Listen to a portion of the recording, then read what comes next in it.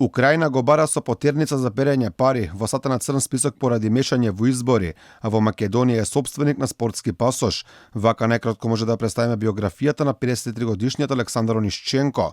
Проблемите за него започнуваат во 2016 година, кога е остомничен дека преку државната компанија Нафтогаз го оштетил буџетот на Украина за 100 милиони евра, па велејќи дека олимпијадите чекаат на него, ја напушта својата држава со образложение дека оди да настапува на спортски настан заминува во Велика Британија, од каде веќе не се враќа во Украина. Следна станица му е Шпанија, но шпанските власти решаваат да го екстрадираат, бидејќи ги загубил сите судски спорови во својата земја. Ова е причина Онишченко својата среќа да ја побара во Германија, каде пристигнал со ветување за големи инвестиции во конјичкиот спорт. Сепак на крајот својата среќа се ја наоѓа во Македонија, каде добива така наречен спортски пасош, кој всушност е идентичен со нормалниот, но така се нарекува и се дава заради потребите на спортските федерации, па така од човек обвинет за криминални светот, Онишченко станува собственик на македонски пасош и репрезентативец во конјички спортови.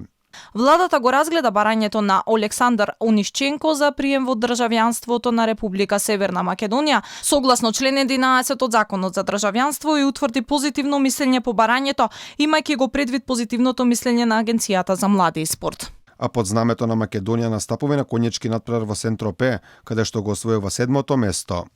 The next account, time to beat to Zeva, Susanna Bayard, Solero, MS.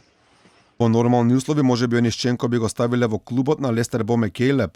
Човекот кој со спортски пасош беше еден од главните во генерацијата кој одведе Македонија до историското 4-то место на европското во кошарка во 2011 година, но според неговото кривично досие повеќе личи дека ќе влезе во клубот на лица со сериозно криминално досие, како Серат Пекер, Јован Вукотиќ, Валид Исахмаис, Флоријан Мусај, Стефан Ѓукиќ и Желко Бојаниќ, кои се меѓу најбараните криминалци во светот, а кои имаат и македонски пасоши.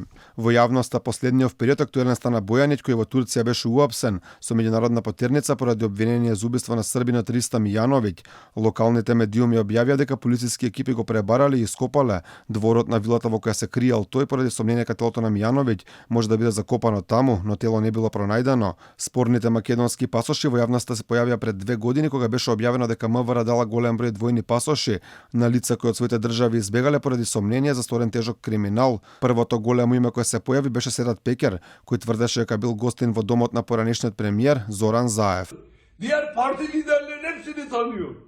Ya ben 3 gün ihlalden dolayı deport aldım, onu kaldıramıyorum. Последниот пример Онишченко, кој во својата земја покри посомнителни бизниси, е познат како пратеник на партијата на поранешниот проруски премиер Виктор Јануковиќ. Ако го отвориме неговиот Инстаграм профил, ќе забележиме дека често сака да е во друштво на светскиот джет сет. Фотографии има со Рафаел Надал, Ева Лонгорија и нејзиниот поранешен сопруг кошаркарот Тони Паркер, легендарниот фудбалер Јури Џоркаев, познатиот моден дизајнер Ели Сааб и джет сетерката Парис Хилтон.